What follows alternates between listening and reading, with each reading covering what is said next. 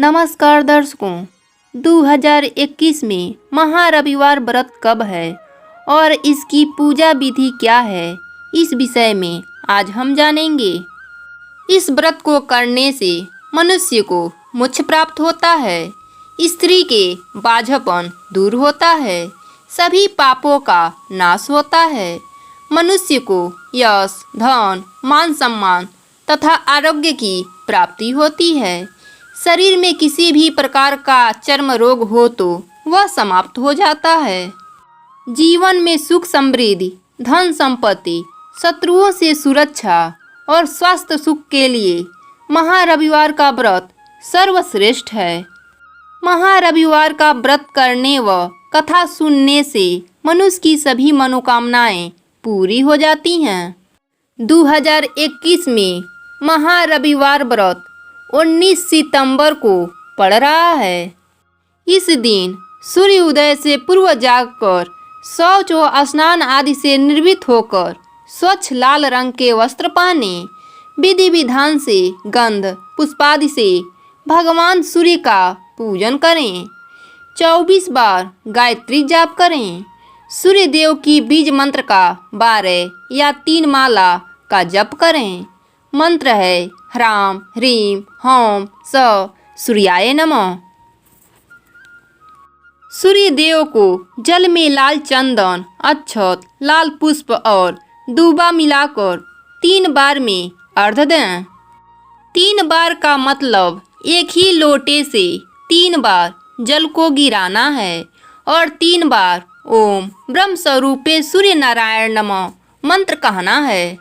इसके बाद गाय के कंडे को किसी मिट्टी के पात्र में जलाकर हाथ में एक आचमनी जल लेकर ब्रह्मा विष्णु महेश का ध्यान करके आचमन को क्लॉकवाइज घुमाकर गिरा देना है।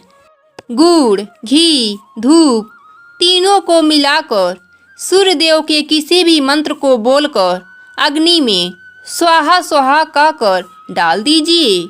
इसके बाद कथा और आरती कीजिए। भोजन में गेहूं की रोटी, दलिया, दूध, दही, घी और चीनी खाएं और ध्यान दें कि इस दिन अदरक भूलकर भी न खाएं। रविवार व्रत के दिन अदरक का सेवन नहीं किया जाता है। महारविवार व्रत कथा।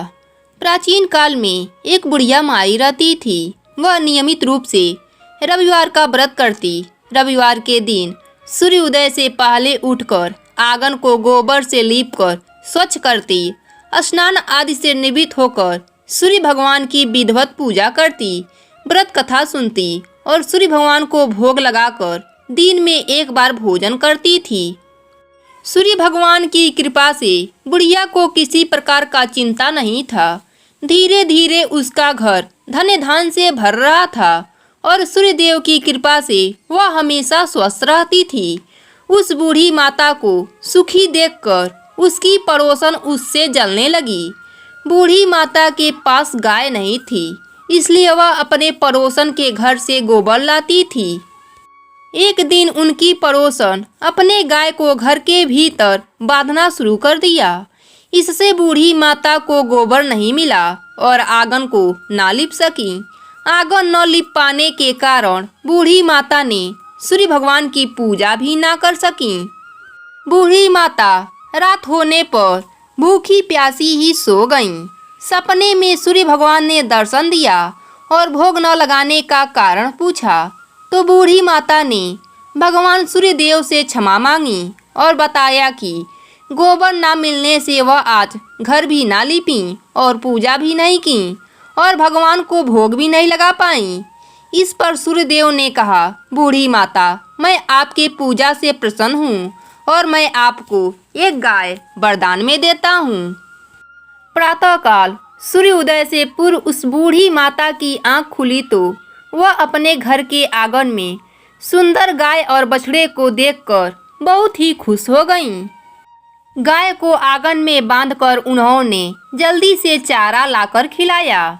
जब पड़ोसन ने गाय और बछड़े को देखा तो उसकी आंखें फटी की फटी रह गई और वह जलने लगी।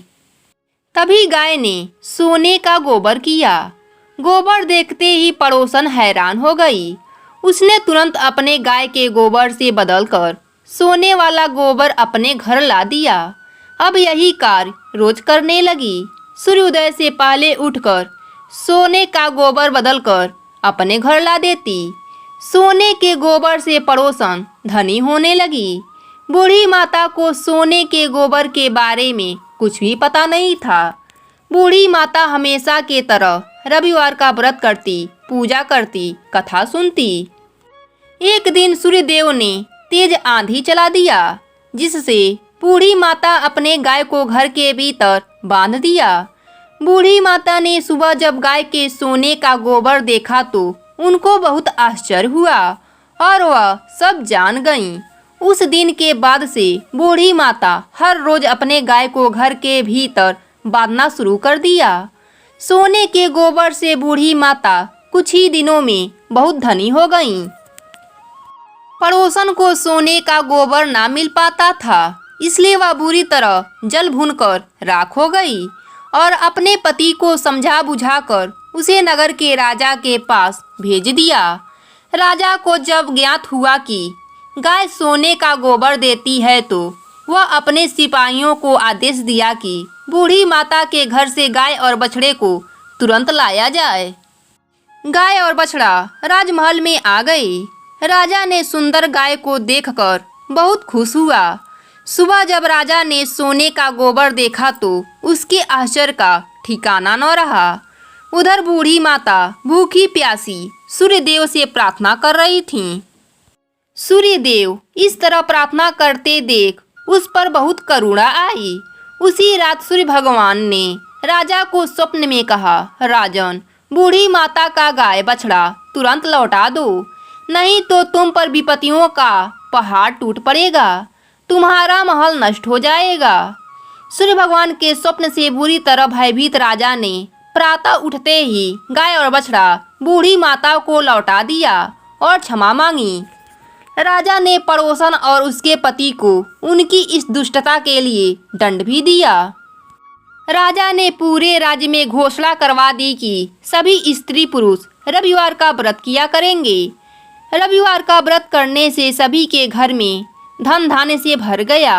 राज्य में चारों तरफ खुशहाली छा गई। स्त्री पुरुष सुखी जीवन यापन करने लगे। सभी लोगों के शारीरिक कष्ट दूर हो गए। सभी स्वस्थ रहने लगे।